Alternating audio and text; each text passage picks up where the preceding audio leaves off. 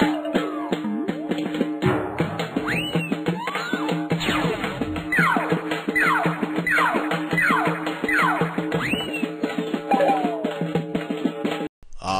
Hello hello hello అందరికీ నమస్కారం. ఎలా ఉన్నారు?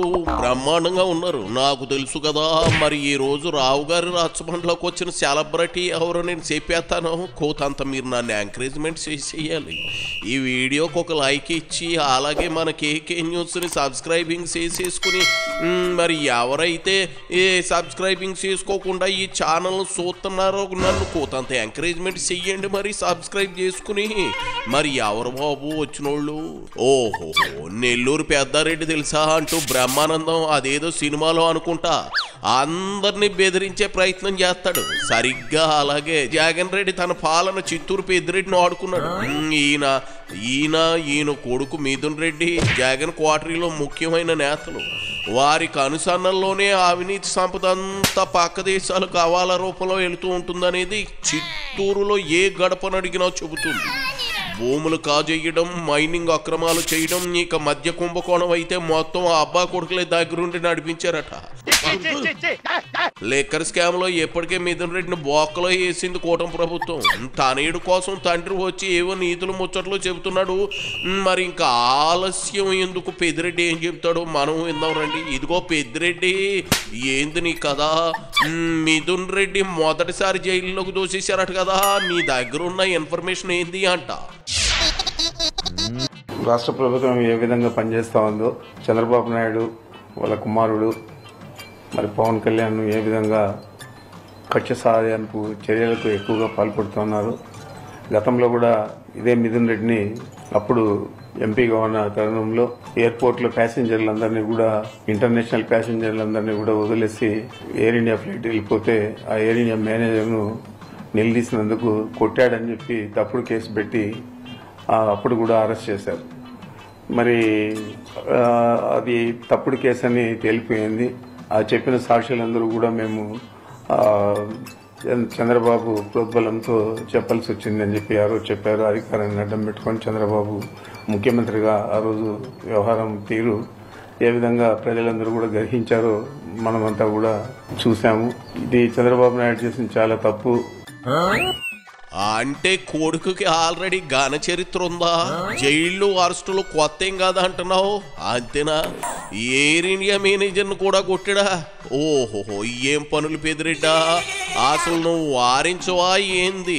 ఇలాగే వదిలేస్తే మా ఊరు సుబ్బిశెట్టి గారి కొడుకు తెప్పశెట్టిలాగే పనికి మాలినోళ్ళ మారిపోతాడు నీ కొడుకు. వయసులో పెద్దోడివి.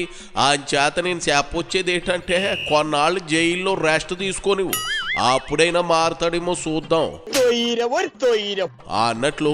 లిక్కర్ స్కామ్ లో నీ హ్యాండ్ కూడా ఉందట కదా, మరి నీ ఎంట్రీ ఎప్పుడు జైలుకి? అది సరే, మనలో మన మాట. మీ మీద ఉన్న ఎన్ని కేసులు ఉన్నాయి ఏంటి? ఆటే మొహమాట పడకుండా ఎన్ని ఉన్నాయి చెప్పి పెదిరెడ్డా. అనేక కేసులు, ల్యాండ్లు అంటాడు, లేకపోతే ఈ తప్పుడు కేసులు అన్నీ కూడా.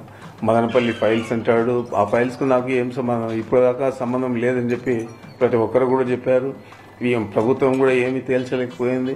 మరి ఇలాంటి తప్పుడు కేసులన్నీ కూడా, అనేక రకాల కేసులన్నీ పెట్టి వేధించడం జరుగుతూ ఉంది. మరి అనేక రకాలుగా అనేక కేసులన్నీ కూడా మా మీద పెట్టడం జరుగుతూ ఉంది.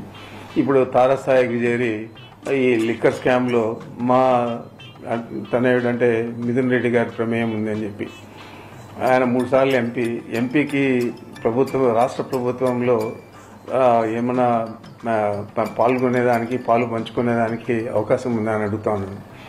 ఏదో జగన్మోహన్ రెడ్డి గారితో సఖ్యతగా ఉండాడని చెప్పి ఆ ఒక్క నెపం మీద అతని మీద ఫాల్స్ కేసు పెట్టి ఈరోజు మళ్ళా నిన్న సాయంత్రం అరెస్ట్ చేశారు. ఈరోజు జైలు కూడా పంపించే పరిస్థితి ఉంది. అనేక కేసులా? దేవుడా, మనుషులా మీరు? స్కాములు రాజులా? ఏందేంది పెద్దిరెడ్డి, ఇన్ని కేసులు ఎదుర్కొని దోచుకున్న సొమ్ముతో ఏం చేద్దామని? ఆల్రెడీ నువ్వు అవసాన దశకు చేరుకున్నావా? ఇప్పుడు నేను అనేది ఏంటి అంటే, 100 కోట్లకు మన ఆయుర్దాయం ఒక 10 ఏళ్ళు తగ్గుతుంది అంటే సరే, అవకాశం వచ్చినప్పుడు దోచేసుకో, దానికోసం వాడుకుని బ్రతకొచ్చు అనుకోవచ్చు. మరి ఎంత సంపాదించినా చావు కామన్ అయినప్పుడు ఎంత దోసేసి దాచేస్తే మాత్రం ఏం ఉపయోగం? మొసలి పెద్దిరెడ్డి అయిన 1000 కోట్లు 1,00,000 కోట్లు వెనకేసుకుని ఏం పీకుదావని? ఆహా, నాకు తెలియక అడుగుతున్నాను. మనిషి బాగా రిచ్గా బ్రతకాలంటే ఎన్ని కోట్లు కావాలి? 10 కోట్ల, 100 కోట్ల, 1000 కోట్ల, లక్షల కోట్ల? ఆశకు హద్దంటూ ఉండాలి కదా. ఈరోజు మిథున్ రెడ్డిని అరెస్ట్ చేయడం అనేది, ఆయన ఎంపీనా లేకపోతే 3 సార్లు ఎంపీ, మళ్ళా లోక్సభలో ఒక పార్టీకి నాయకత్వం వహిస్తూ ఉన్నాడు. ఇవన్నీ ఒక పక్కన పెడితే నా కుమారుడుగా నేను చెప్తున్నాను, ఇది కేవలం మా మీద ఉన్న కక్ష, మా మీద ఉన్న విద్వేషం. ఎన్నికల్లో మేము ధీటుగా ఈ జిల్లాలో పనిచేస్తామని చెప్పి ఆలోచన, ఇవన్నీ కలిపి చంద్రబాబు నాయుడు చాలా తీవ్రమైన వ్యతిరేకతతో ఈ చర్యకు పాల్పడినాడు. దీనికి తప్పకుండా ఈ జిల్లా ప్రజలే కాదు, రాష్ట్ర ప్రజలు కూడా జవాబు చెప్తారు సమయం వచ్చినప్పుడు. నేనైతే దీని మీద చింతించడం లేదు. ఏదైనా కూడా మేము తప్పు చేయలేదు కాబట్టి అరెస్ట్ చేసినా కూడా ఆయన కడిగిన ముత్యంగా మళ్ళా బయటకు వస్తాడు. రాబోయే ఎన్నికల్లో మీరు ఏ విధంగా ఈ అపవాదులన్నీ కూడా, ఈ అపకీర్తిని, మరి ఇట్లా అకృత్యాలను, ఇట్లా దుర్మార్గాలను మీరు ప్రజలకు ఏ విధంగా జవాబు చెప్తారు అనేది మీరు ఆలోచించుకోవాలని చెప్పి చంద్రబాబుకు చెప్తా ఉన్నా. ఏదేమైనా కూడా వైఎస్ జగన్మోహన్ రెడ్డి గారి నాయకత్వంలో వైఎస్ఆర్ కాంగ్రెస్ పార్టీ స్థిరంగా ఉంది. 3 సార్లు ఎంపీగా ఉన్నా, 30 సార్లు ఎంపీగా చేసినా, లేదంటే సీఎంఏ అయినా సరే నేరం చేస్తే శిక్ష అనుభవించాల్సిందే. రాబోయే ఎన్నికలంటే 4 ఏళ్ల సమయం ఉంది. అప్పటికి పెద్దిరెడ్డి అవడో, జగన్ రెడ్డి అవడో ఏందేంది? పార్టీ స్థిరంగా ఉందా? ఎక్కడుందో చెప్పు పెద్దిరెడ్డి. యలహంక ప్యాలెస్లోనా, లేదంటే తాడేపల్లి ప్యాలెస్లోనా? పార్టీ స్థిరంగా ఉండాలంటే లీడర్లు ఉండాలి కదా. జగన్ ఏమో బెంగళూరు, తాడేపల్లి వారానికి ఒకసారి షటిల్ సర్వీస్ చేస్తా ఉన్నాడు. సగం మంది పెద్ద లీడర్లు ఇప్పటికే మీ జగన్ రెడ్డికి దండం ఎట్టేసి పార్టీ ఈడిపోయారు. మిగిలిన వాళ్ళందరూ జైలుకు దారిటు అంటూ క్యూలో నిలబడి ఉన్నారు. ఇంకెక్కడ స్థిరత్వం నా బాగుందా? అంత సీన్ లేదులే పెద్దిరెడ్డి, ముందు నువ్వు స్థిరంగా ఉండు చాలు. 143 హామీలు, అదే 6 సూపర్ 6లు, ఇవన్నీ కూడా చెప్పారు. మరి ఇవన్నీ ఏదైనా నెరవేర్చాడా అంటే అరకొరగా పెన్షన్లు ఇవ్వడం కానీ, అదేవిధంగా ఆ రోజు 50 సంవత్సరాలకే ఈ పెన్షన్ వర్తింపజేస్తా అన్నాడు. ఇప్పుడు దాదాపు 5,000 నుంచి 6,000 పెన్షన్లు తీసేశారు. మరి అదేవిధంగా కొంతమందికి ఒక్కొక్క సిలిండర్ ఇచ్చి సర్ది పెట్టేశారు మొదటి సంవత్సరం. మరి ఈ సంవత్సరం ఏం చేస్తారో మనకు తెలియదు. అదేవిధంగా మొన్న తల్లికి వందనం అని చెప్పి ఇచ్చారు. 13,000 చిల్లర కోట్లు కావాల్సి వస్తే కేవలం బడ్జెట్లో 8,000 చిల్లర పెట్టి ఇచ్చిందేమో 3,000 చిల్లర కోట్లు మాత్రమే ఇచ్చారు. మరి ఇది ప్రజలందరూ కూడా చూస్తూ ఉన్నారు, ఇచ్చిన హామీలు నెరవేరుస్తూ ఉన్నారా లేదా అని. మరి ఏ విధంగా మీరు ఒక సంవత్సరంలో ఎవరిని కూడా పట్టించుకోకుండా, ఏ హామీలు నెరవేర్చకుండా మహిళలను, రైతులను, పురుషులను, విద్యార్థులను, నిరుద్యోగులను అందరినీ కూడా మోసం చేశారు.